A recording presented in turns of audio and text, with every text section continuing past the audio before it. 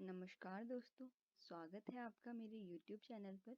मेरा नाम है चांदनी रावत और आज हम डिस्कस करेंगे 13 अगस्त 2020 के current affairs. DAC approved procurement of approximate rupees 8722.38 crore for armed forces under Atmanirbhar। DAC यानी कि द डिफेंस एक्विजिशन काउंसिल, उनकी एक मीटिंग हुई जिसके की प्रेसिडेंट थे, चेयरमैन थे डिफेंस मिनिस्टर राजनाथ सिंह। और उस मीटिंग में अप्रूवल दिया गया एक पर्टिकुलर कैपिटल यानी कि 8722.38 करोड़ रुपीस को। ये जो कैपिटल थी इसको जो है वेरियस प्लेटफॉर्म और वेरियस इक्विपमेंट पे लगाने का जो है डिसीजन लिया गया। This decision has been taken on the lines of the Atmanirbhar under which equipment for armed force will be developed indigenously.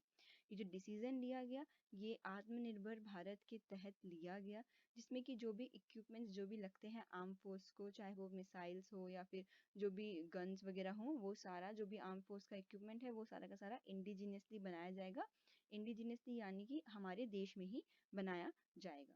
DAC जो है डिफेंस एक्विजिशन काउंसिल, वो आती है मिनिस्ट्री ऑफ डिफेंस के अंडर, जिसके चेयरमैन हैं डिफेंस मिनिस्टर राजनाथ सिंह।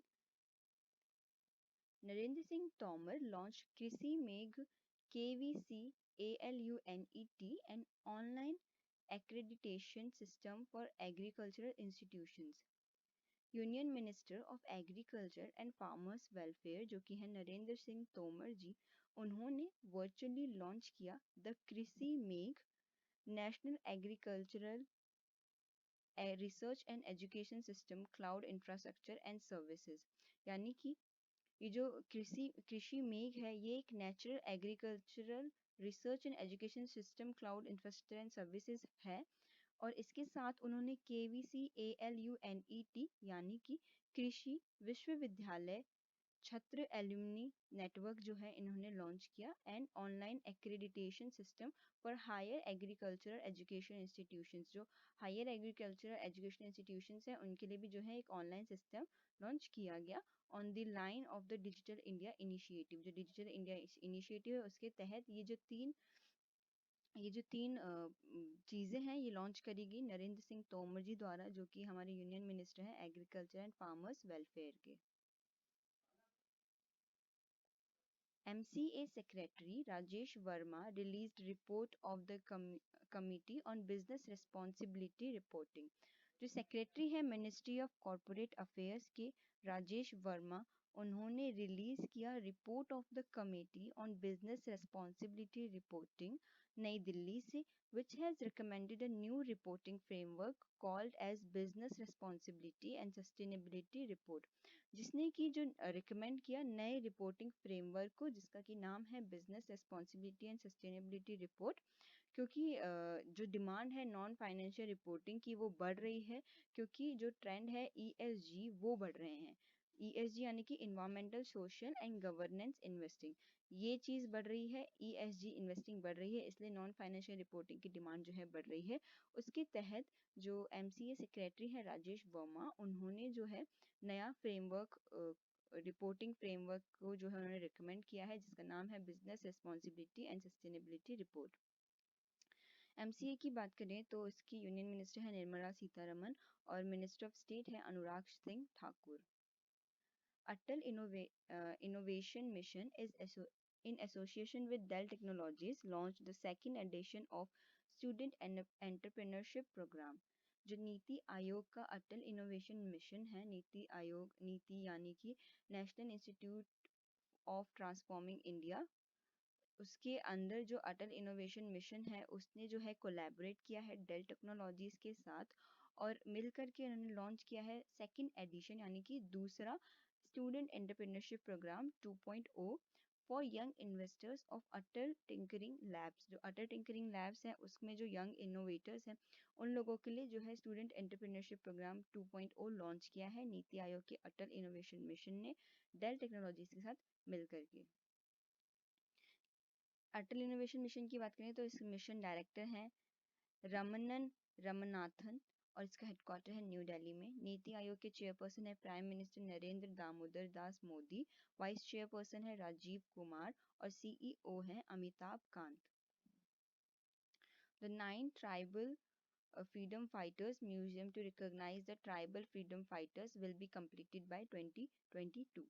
जो ministry of tribal affairs हैं उन्होंने अनाउंस किया कि 9 ट्राइबल फ्रीडम फाइटर्स म्यूजियम जो है, जो अंडर डेवलपमेंट है, मिनिस्ट्री ऑफ ट्राइबल अफेयर्स जो उसको डेवलप कर रही है, उन्होंने जो उसको बनाने का जो इसको डिसीजन लिया गया था 15 अगस्त 2016 को, ये जो म्यूजियम बन रहा है ये रिकॉग्नाइज करेगा उनके कंट्रीब्यूशन को of the tribal freedom fighters, और ये बनेगा 2022 तक। तो देखिए दोस्तों, बात यह है कि 15 अगस्त 2016 इंडिपेंडेंस डे स्पीच में प्रधानमंत्री नरेंद्र मोदी ने अनाउंसमेंट किया था कि एक ट्राइबल फ्रीडम फाइटर म्यूजियम जो है बनाया जाएगा मिनिस्ट्री ऑफ ट्राइबल अफेयर्स के द्वारा। तो वो जो है अब जाके कंप्लीट होने जा रहा है। और ये जो म्यूजियम होगा ये उन फ्रीडम फाइटर्स के लिए होगा जो कि ट्राइबल उससे थे, यानी फ्रीडम फाइटर्स जैसे आप समझ रहे होंगे, जैसे कि झांसी की रानी, जिन्होंने हमारे फ्रीडम यानी कि स्वतंत्रता के लिए लड़ाई करी थी, स्वतंत्रता सेनानी जो है।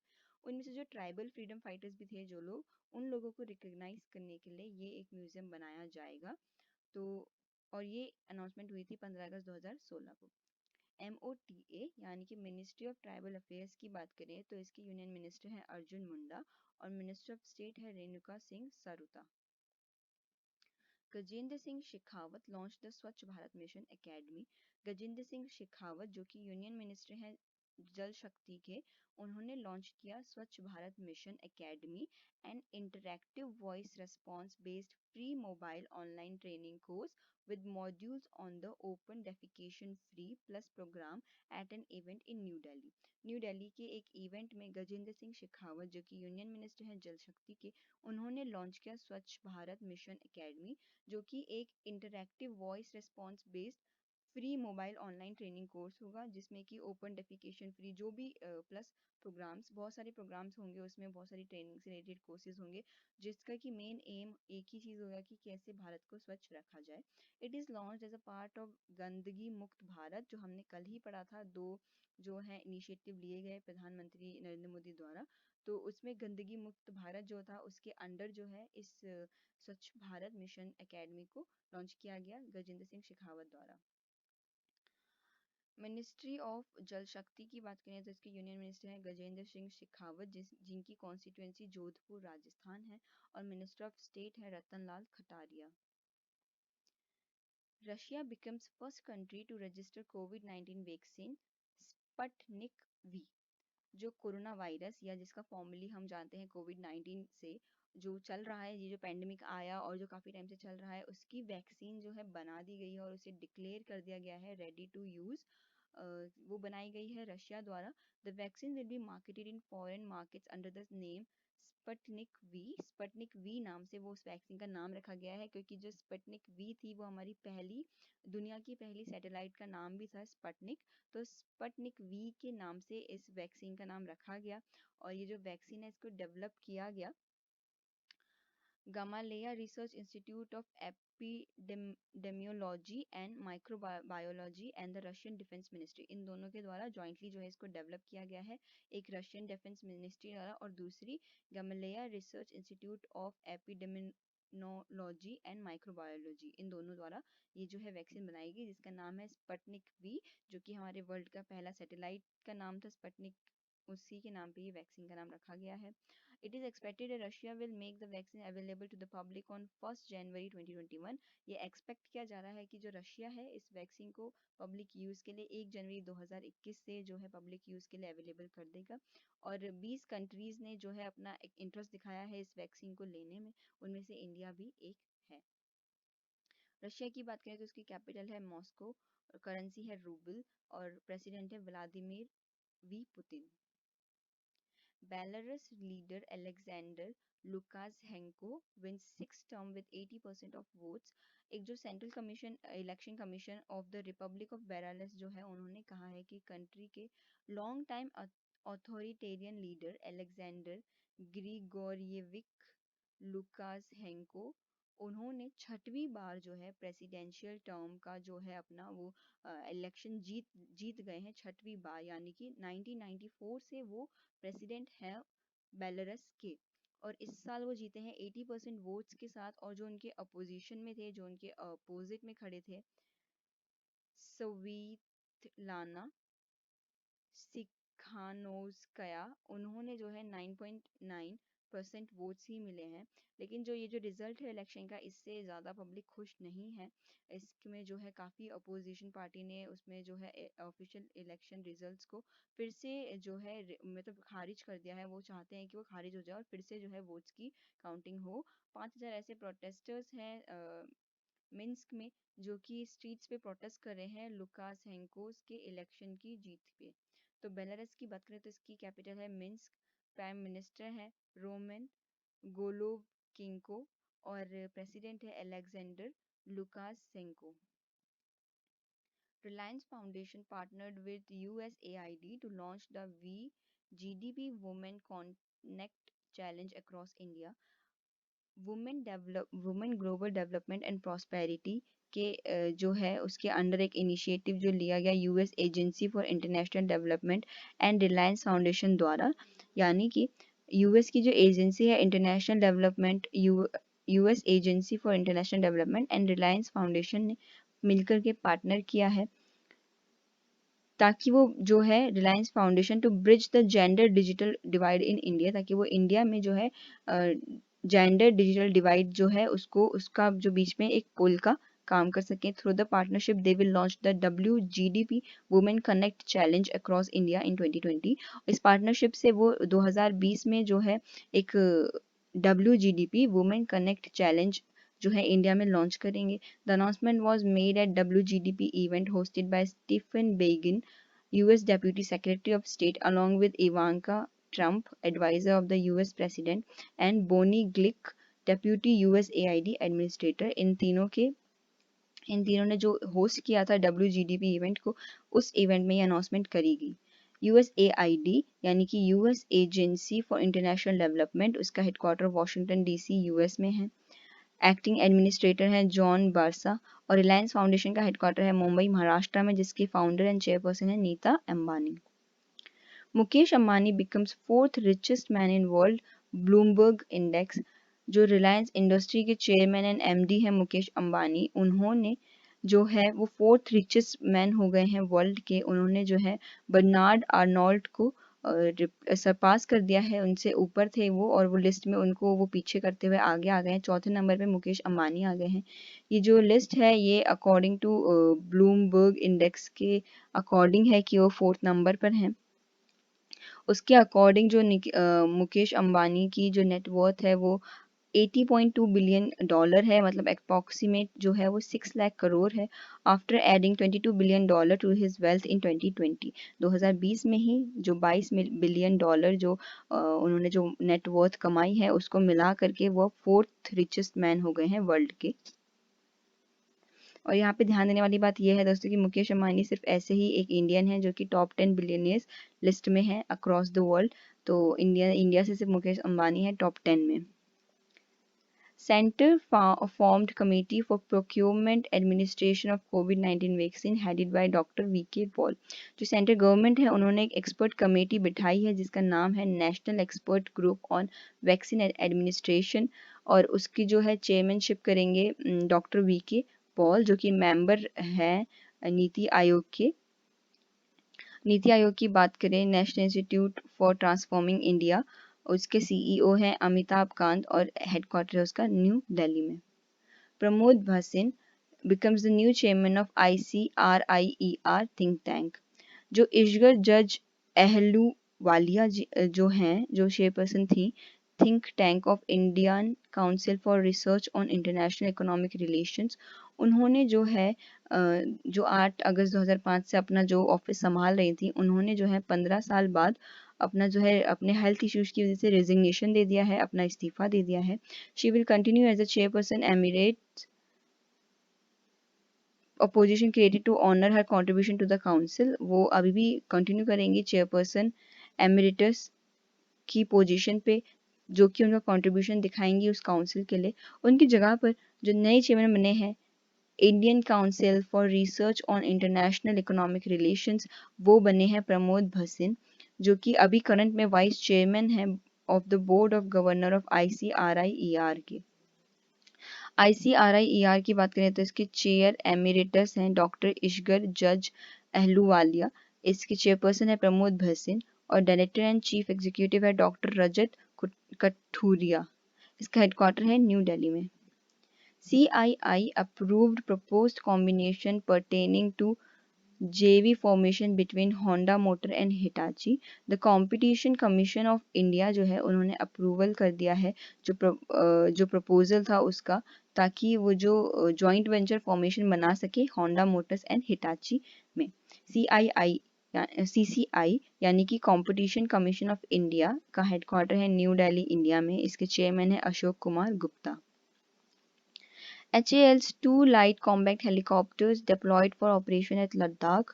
हिंदुस्तान एरोनॉटिक्स लिमिटेड ने जो 2 लाइट कॉम्बैक्ट हेलीकॉप्टर्स बनाए थे उसको एज एक ऑपरेशन के तहत एक हाई एल्टीट्यूड लद्दाख सेक्टर में जो है भेज दिया गया है टू सपोर्ट इंडियन एयरफोर्स, ताकि वो इंडियन एयरफोर्स को सपोर्ट कर सके, इंडियन एयरफोर्स मिशन को, जो भी इंडो चाइना बॉर्डर पे जो भी सिचुएशंस है उसको कंट्रोल करने के लिए और इंडियन एयरफोर्स को सपोर्ट करने के लिए 2 लाइट कॉम्बैक्ट हेलीकॉप्टर्स जो हैं इस ऑपरेशन के लिए भेजे गए लद्दाख, और उन हेलीकॉप्टर्स को बनाया गया था हिंदुस्तान एरोनॉटिक्स लिमिटेड द्वारा। हिंदुस्तान एरोनॉटिक्स लिमिटेड की बात करें तो इसके CMD हैं R माधवन और इसका हेडक्वार्टर बेंगलुरु कर्नाटका में है। Skyroot Aerospace, India's first private aerospace company to test fire first of its kind upper stage rocket engine named Raman. Skyroot Aerospace जो है इंडिया का जो एरोस्पेस स्टार्टअप है उसने सक्सेसफुली टेस्ट फायर किया upper stage rocket engine Raman, जो कि India में ही बना है। India's first 100% 3D printing bi propellant liquid rocket engine injector, जो कि इंडिया का 100% 3D printed bi propellant liquid rocket engine injector है, जिसने सक्सेसफुली जो है टेस्ट फायर को जो है उसने सक्सेसफुल कर दिया है। और इसको बनाया गया स्काई रूट एरोस्पेस द्वारा, जो कि इंडिया का एक एरोस्पेस स्टार्टअप है, और इस इंजन का नाम रखा है रमन, जो कि Nobel laureate sir CV Raman के नाम के बाद रखा गया है। और इस तरीके से ये फर्स्ट प्राइवेट एरोस्पेस कंपनी बन गई है इंडिया की जिसने टेस्ट किया है एक रॉकेट इंजन को, जो कि इंडिया में ही बना है। स्काईरूट एरोस्पेस की बात करें तो इसके को-फाउंडर CEO एंड CTO हैं पवन कुमार चंदना, और को-फाउंडर एंड COO हैं नागा भारत ढाका, और इसका हेडक्वार्टर है हैदराबाद तेलंगाना में। Goa signs MOU with NSDC for setting up world class skill development institute. Goa के जो है directorate of skill development and entrepreneurship जो थे उन्होंने मेमोरेंडम ऑफ अंडरस्टैंडिंग साइन किया नेशनल स्किल डेवलपमेंट कॉरपोरेशन के साथ, ताकि वो एक ऐसा इंस्टीट्यूट जो है सेटअप कर सके जो कि प्रोवाइड कर सके एडवांस्ड स्किल्स ट्रेनिंग। गोवा की बात करें तो इसकी कैपिटल है पणजी, इसके चीफ मिनिस्टर है प्रमोद सावंत और गवर्नर है Satyapal Malik. Delhi government signed an MOU with IIT Bombay and Tata Projects Limited for Smoke Tower. Delhi government ने memorandum of understanding साइन किया है Indian institute of technology Bombay and Tata projects के साथ, ताकि वो 20 मीटर हाई स्मोक टावर बना सके Connaught place में। एंड क्योंकि ये ऑर्डर्स दिए गए सुप्रीम कोर्ट के द्वारा कि 20 मीटर हाई स्मोक टावर बनाना है, तो उसके चलते उस ऑर्डर को फॉलो करते हुए दिल्ली गवर्नमेंट ने जो है मेमोरेंडम ऑफ अंडरस्टैंडिंग साइन किया है IIT Bombay and Tata projects के साथ। दिल्ली की बात करें तो इसके चीफ मिनिस्टर है अरविंद केजरीवाल और गवर्नर है Anil Baijal. Guidelines for grant of authorisation of for bulk and retail marketing of petrol and diesel simplified. Ministry of Petroleum and Natural Gases. तो ministry of petroleum and natural gas ने जो है announce किया है कि जो नई गाइडलाइंस है for the grant of authorisation for bulk and retail marketing of petrol and diesel simplified, जो गाइडलाइंस थी उनको अब सिंप्लीफाई कर दिया गया है। ये अनाउंसमेंट किया गया है ministry of petroleum and natural gas के द्वारा। LIC unveils special revival campaign to revive lapsed policies. जो लाइफ इंश्योरेंस कॉरपोरेशन है LIC, उन्होंने जो बोला है, उन्होंने अनाउंस किया है कि स्पेशल रिवाइवल कैंपेन चलाया जाएगा अगस्त 10 से अक्टूबर 9 2020 तक, जो कि प्रोवाइड करेगा अच्छी अपॉर्चुनिटीज़ उनके पॉलिसी होल्डर्स को, ताकि जो भी पॉलिसीज लैप्स्ड हो गई थी जो भी, उनको फिर से रिवाइव किया जा सके। LIC की बात करें तो इसका हेडक्वार्टर है मुंबई महाराष्ट्र में और इसके चेयरपर्सन है MR कुमार। ऑब्ituरीज की बात करें तो दोस्तों वीडियो एक बार पॉज करके आप पे ऑब्ituरीज जरूर पढ़ लीजिए, ये सारी की सारी जो है रिवीजन में चल रही हैं। आज की ऑब्ituरी की बात करें तो आज के हैं हमारे उर्दू पोएट राहत इंदौरी, एंड दूसरी ऑब्ituरी है veteran sport journalist GK Menon. Important days की बात करें तो ये सारे के सारे रिवीजन में हैं गाइस, ये आप पढ़ सकते हैं। उसके अलावा ये सारी जो हमने कल पढ़ी थी, 12 अगस्त इंटरनेशनल यूथ डे, 12 अगस्त वर्ल्ड एलिफेंट डे और वर्ल्ड लायन डे 10 अगस्त। Thank you so much guys for watching. अगर आपको मेरी वीडियो पसंद आती है तो इसको लाइक करिए, कमेंट करिए और अपने दोस्तों के साथ शेयर करिए ताकि नॉलेज उन तक भी पहुंच सके। और मेरे चैनल को सब्सक्राइब करके बेल आइकन ज़रूर दबाइए। अगर आपको आज की PDF चाहिए तो आप मेरे CR academy channel, Telegram channel को ज्वाइन करिए, प्लीज़ गाइस ज्वाइन करिए। वहाँ मैं डेली अपडेटेड इन्फॉर्मेशन आपके लिए डालती रहती हूँ, आप वहाँ से उसे डाउनलोड करके पढ़ सकते हैं। अगर आप ऐसे व्यक्ति हैं जिसे पढ़ना भी पसंद नहीं और वीडियो देखना भी पसंद नहीं है और टाइम की थोड़ी कमी है, तो वो कुछ और काम करते हुए मेरी जो है इस वीडियो को सुन भी सकता है पॉडकास्ट के ज़रिए। जो पॉडकास्ट का लिंक है वो मेरा डिस्क्रिप्शन बॉक्स में आपको मिल जाएगा, आप वहाँ जा करके ये वीडियो सुन भी सकते हैं। So thank you so much guys and have a good day.